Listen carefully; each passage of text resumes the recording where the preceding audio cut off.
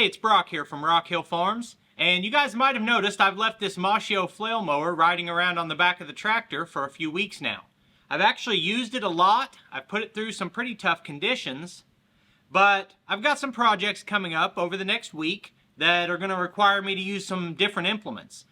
So today I decided that before taking this off and setting it in the shed, I would go over it, do some basic maintenance, assess the condition of the hammers, see if any of those need replaced or sharpened or what the case is.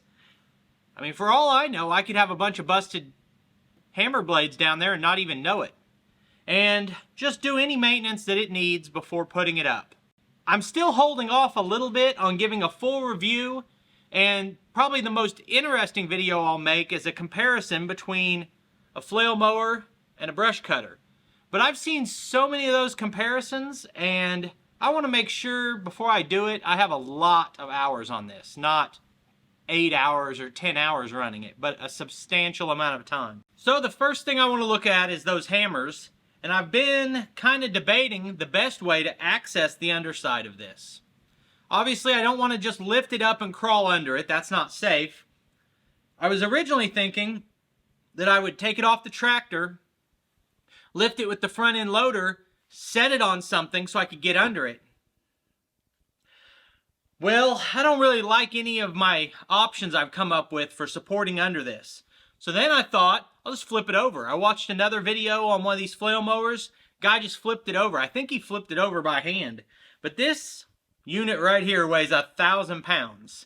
And flipping it over could be kind of hard on it. I certainly can't do it in here in the shop, and I want to get it done tonight. So I'm kind of thinking I am just going to lift it as high as I can with the 3-point, and I've got 4 sets of heavy-duty jack stands to put under it.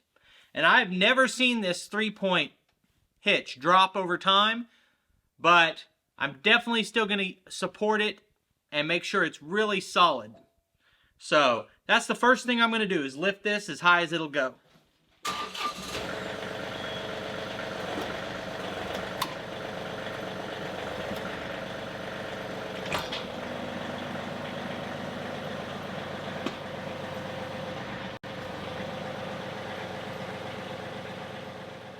That is about 1 inch higher than my jack stands, which works because if I support all 4 corners, I'll let that 1 inch down and it will be resting on it.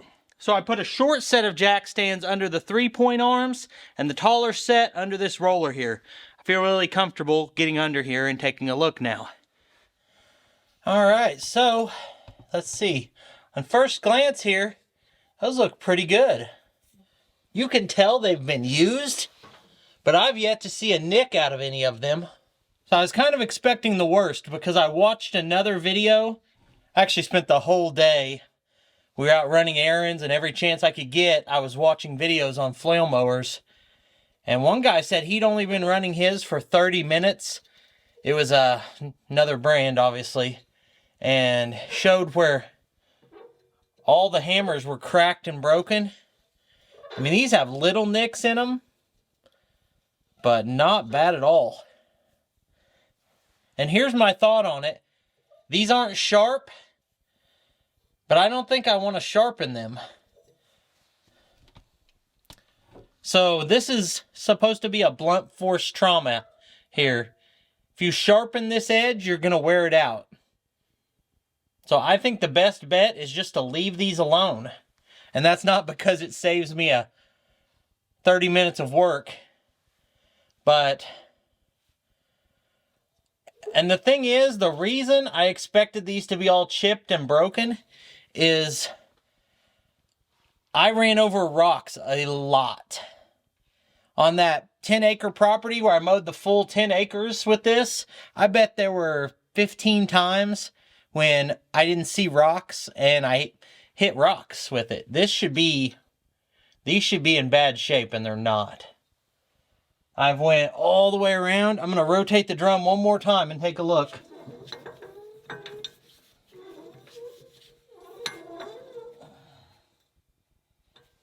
Okay, all of these look good.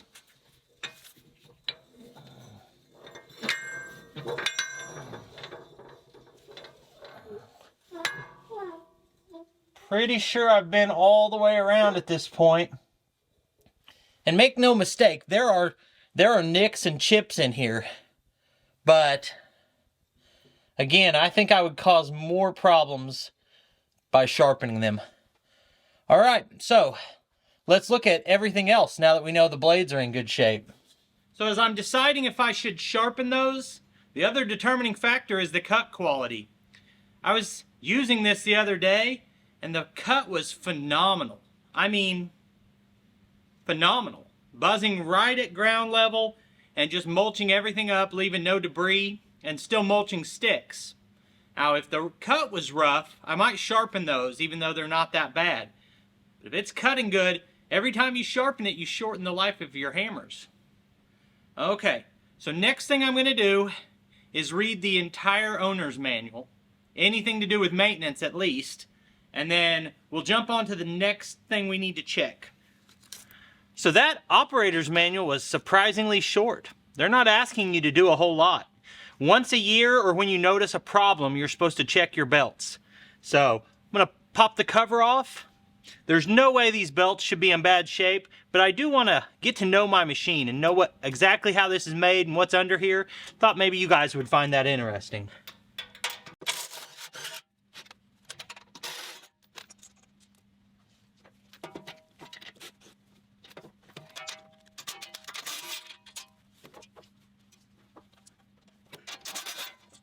Okay, so you've got 4 nuts that hold this guard on.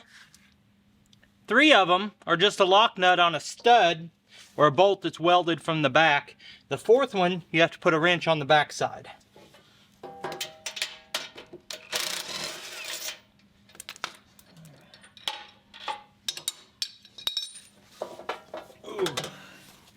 All right. Pull the guard off.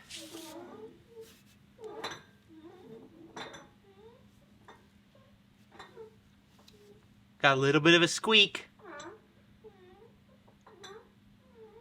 Maybe you need to get some grease on a bearing. I greased this before the first use. You're supposed to grease it every 8 hours. I've probably ran it 12 hours. So I'm past due on my grease.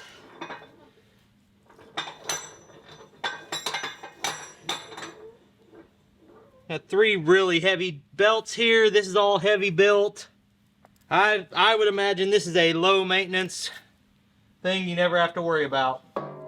First thing I noticed whenever I got this was there's no slip clutch. I didn't even notice anything that looked like a shear bolt.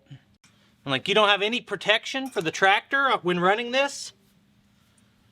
Well, 1, the hammers flip out of the way, but 2, if you did need that protection, it's in the belts. Because you're just going to have your belts slip if you get in any kind of situation where you need that protection. Alright, so we are all good on the belt. There is a check plug for the oil right here. Oh yeah, we got oil coming out. All good there. And then the next thing is this roller right here. There's nothing in the owner's manual about maintaining this. And this is supposed to slide in a bushing here. And I don't think I put anything on this shaft, but it feels like it's got grease and dust mixed together right here. I'd have to go back and watch the video and see if I greased this.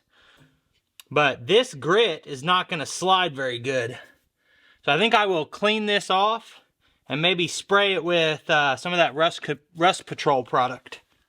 Rust Patrol. So, anything like this that you want to lubricate, but it's going to be exposed to dust, I mean, that's just going to happen like this.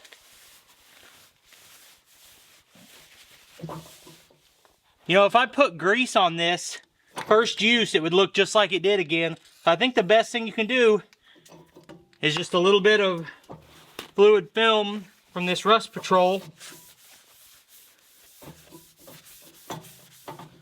And maybe that'll give it a little bit of easier time sliding. Now, in terms of grease zerks, these bushings on the slide have grease zerks. Then we have 2 grease zerks on each side of the flail mower. And I'm realizing as this video goes that the maintenance on this is much less than I thought it would be. So I guess we'll do just a little bit of a review before we wrap this up. And I've got to go get a tube of grease. What have I learned tonight? This is a pretty low maintenance piece of equipment. You've got like 6 grease zerks that you hit every time you use it. Same with anything that turns, really. You want to grease it every time you use it. You hit those real quick. And I expected some damage already to the hammers, and they look pretty good. Now, one difference with the flail mower compared to a brush cutter, rotary cutter, is if you really damage a blade, they're expensive. You can sharpen those, you can sharpen these, but replacement, you have to basically replace both of them, and you're going to spend a couple $100s. Where with these, you might be able to replace one hammer for like $10 or something. So, I don't see where cost of ownership is going to be any higher than this, even though the initial purchase price probably is higher. Difference in using, this feels like it takes more horsepower to me, and you need to cut lower. Now, it's very clear and obvious that a brush cutter leaves a rough cut. This leaves a really nice finished cut. There's no windrows. It mulches everything. If you think of a comparison, think of trying to mow really tall grass with a mower that has a mulching setup. If you open your mulching setup or you don't have anything on there, it'll handle taller stuff with less horsepower and just throw it all wherever it lands. When you close the mulching chute and you're pulverizing that material, it takes a little more power to run it. And it can bog your machine down easier. And if you're trying to run a lawnmower with the mulching chute closed, you can have trouble and have to go super slow or not even be able to cut it. And that's the thing with this, that it takes a little bit more horsepower to really mulch that, but the finish is so fantastic that it's worth that to me. And I've already mentioned that you have to cut low, and that's because, in my mind, that this doesn't create lift. A lawnmower, you can buy high lift blades that suction the grass up and get it to stand up so that it cuts it cleaner. This doesn't have any lift. It's got to get right down to ground level to cut. Overall, I find that this is a very easy to use piece of equipment. Much easier to use than I expected, easier to maintain. Been really happy with it. I will say it scalps the ground a lot. If you're on uneven ground, this will turn itself into a tiller. And I've removed a lot of dirt with it. And when that happens, that's why I thought my hammers would be torn up, but they're just not. So anyway, I appreciate you taking time to watch this video. Hopefully we both learned something today about flail mowers. I'll put links on the screen to a couple more of our videos, and I'll see you next time.